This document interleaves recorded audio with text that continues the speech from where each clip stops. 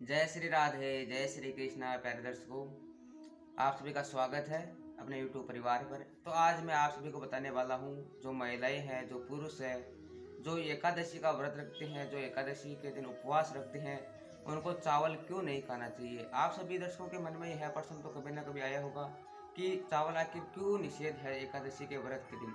तो आपको मैं आज इसी के बारे में बताने वाला हूँ। चावल है वह नहीं खाना चाहिए, क्योंकि कहते हैं कि एक बार जब ये सारे पापों को छुपने की जो एकादशी है, एकादशी को यह वरदान दिया गया था एक तरह से कि आज के दिन अगर कोई व्रत रखेगा तो आपके माध्यम से सारे पाप है वो मनुष्य के नष्ट हो जाएंगे। लेकिन उस दिन क्या है कि पाप है वो चावल के अंदर जाकर छिपके, ऐसी मान्यता है, जिसके कारण अगर कोई चावल खाता है तो वह पाप उसके शरीर के भीतर चले जाते हैं, जिससे उसे वह पुण्य प्राप्त नहीं होता है। लेकिन एकादशी का तो वह व्रत करता है, लेकिन वह पुण्य की जगह है उसका दुष्प्रभाव देखने को मिल सकता है। तो इसलिए धार्मिक मान्यताओं के अनुसार चावल निषेध है। और भी इससे जुड़ी हुई कई आपको पौराणिक कथाएं भी मिल सकती है कि माता शक्ति के जो क्रोध है उससे बचने के लिए मेधा ऋषि ने अपने शरीर का त्याग कर दिया था, और शरीर का त्याग किया था तो उनके जो रक्त मांस है वो गिरे थे। तो ऐसी मान्यता है कि उनसे वो फिर वो चावल उत्पन्न हो गए। और इससे मतलब कहने का तात्पर्य ये है कि चावल नहीं खाने चाहिए एकादशी के व्रत के दिन। साथ ही आपको तामसिक भोजन है वह नहीं करना चाहिए। जो प्याज है, लहसुन है, वो इसलिए नहीं करना चाहिए क्योंकि एकादशी के व्रत के दिन माता बहनें हैं वो क्या है कि इस दिन व्रत रखती है, उपवास रखती है, तो भजन कीर्तन करती है, तो उसमें विघ्न उत्पन्न होता है। जो प्याज और लहसुन है यह तामसिक प्रवृत्ति के हैं। इनको खाने से बुद्धि एकाग्र नहीं रहती है, मन विचलित रहता है, परेशान रहता है, व्यथित रहता है। तो इसलिए यह निषेध है। इसलिए प्याज और लहसुन का भी जहाँ तक संभव हो कम ही प्रयोग करना चाहिए। यह निषेध ही बताया गया। व्रत के दिन तो कम से कम इनको टालने का प्रयास करते रहना चाहिए। अलग अलग मान्यताओं के अनुसार अलग अलग इसका महत्व भी है। और जो एकादशी है वह तिथियों में सबसे बड़ी तिथि मानी जाती है, भगवान को सबसे प्रिय तिथि मानी जाती है। और यह एकादशी है वह महीने में 2 बार आती है। एक बार आती है कृष्ण पक्ष की एकादशी और दूसरी आती है शुक्ल पक्ष की एकादशी। और यह महीने में 2 बार आती है और वर्ष में 24 बार एकादशी आती है। तो अलग अलग एकादशियों का अलग अलग महत्व है, भगवान को भी है प्रिय है। इस दिन हरि का वार भी कहा जाता है एकादशी को। तो यह व्रत चाहे महिला हो पुरुष हो, जो अपने सामर्थ्य अनुसार रख सकते हैं उन सभी को रखना चाहिए। इनके अनंत गुना फल मिलते हैं हम सबको। और साथ ही आपको एक छोटी सी कहानी और सुना देता हूँ, कथा सुनी हुई है जो श्रीमद् भागवत महापुराण में आती है। कहते हैं कि एक बार राजा अम्बरीश जो बड़े दानी प्रतापी राजा थे, दान पुण्य यज्ञ जप इत्यादि करते रहते थे। उनके राज्य में कहीं पर भी किसी प्रकार की कोई कमी नहीं थी। एक बार की बात है, उन्होंने एकादशी का व्रत किया था। और आपको बीच में एक बात बता देता हूँ कि एकादशी के व्रत के दिन जो वह पूरा हो जाता है उसके बाद में दूसरे दिन चावल खाना अब श्रेष्ठ माना गया है। कहते हैं कि तभी वह व्रत पूरा होता है। दूसरे दिन तो हमें चावल खाना चाहिए। और जो जगन्नाथ जी है, जगन्नाथपुरी है उड़ीसा में, और जो बद्रीनाथ जी है, कहते हैं कि यहाँ पर जो भक्त है वह चावल खाते हैं एकादशी के दिन, उन्हें पाप नहीं लगता, क्योंकि यहाँ पर कहते हैं कि एकादशी वह उल्टी लटकी हुई रहती है। तो वहाँ पर कोई पाप नहीं है। जबकि हम बाकी जो अन्य जगह है वहाँ पर हमें इन सब का प्रयोग व निषेध रखना चाहिए। तो क्या है कि राजा अम्बरीश है वह बड़े प्रतापी राजा थे।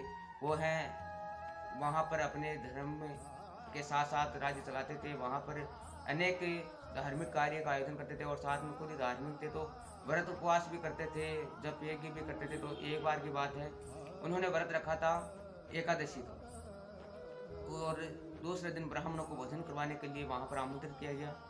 और ऋषि गुजर रहे थे, कुछ ऋषियों को भी वहाँ पर आमंत्रित किया गया। उन्हीं में से एक ऋषि थे, ऋषि दुर्वासा।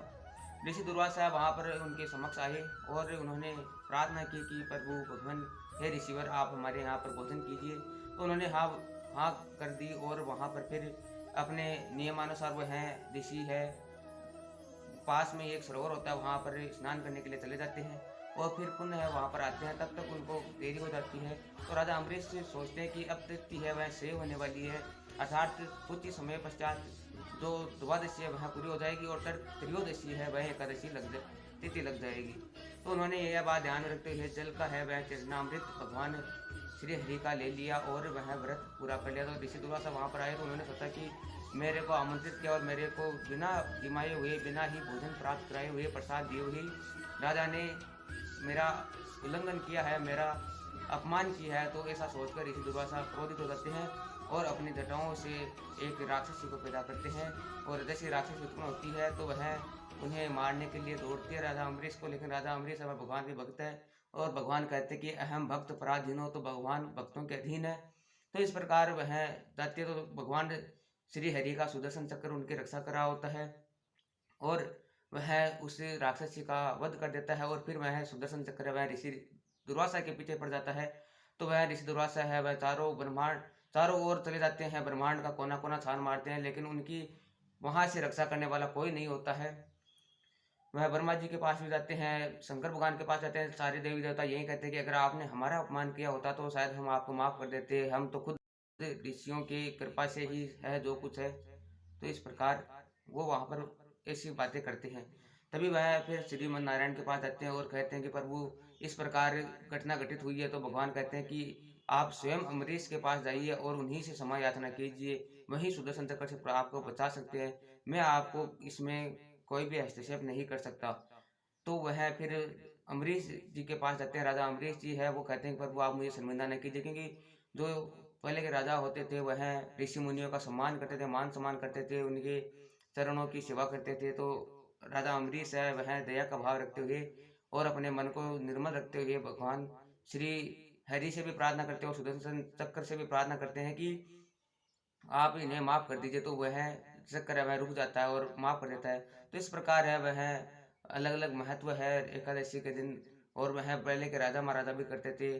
तो एक दिन तो कम से कम हमें सप्ताह में भी उपवास रखना चाहिए। तो एकादशी का व्रत हमें सभी को करना चाहिए और इस दिन भजन कीर्तन संध्या इत्यादि रखना चाहिए। घर पर है वह रखना चाहिए, अपने अड़ोस पड़ोस में भी इस प्रकार कोई दिव्य भव्य आयोजन करना चाहिए।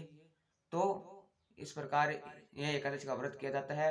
और एकादशी व्रत करने के लिए उस दिन जिस दिन एकादशी है उस दिन सवेरे उठकर सुबह जल्दी उठकर स्नान अपने नित्य कर्म क्रियाओं से निवृत्त होकर स्नान आदि कर बढ़िया अपने आसन लगाकर वहां पर बैठकर और एकादशी की व्रत की कथा सुननी चाहिए और दूसरे दिन ब्राह्मणों को भोजन करना चाहिए, ऐसी मान्यता है। और उस दिन कभी भूलकर भी उस दिन निंदा चुगली पाप इस प्रकार की कोई भी करते नहीं करना चाहिए जिससे हमें दोष लगे।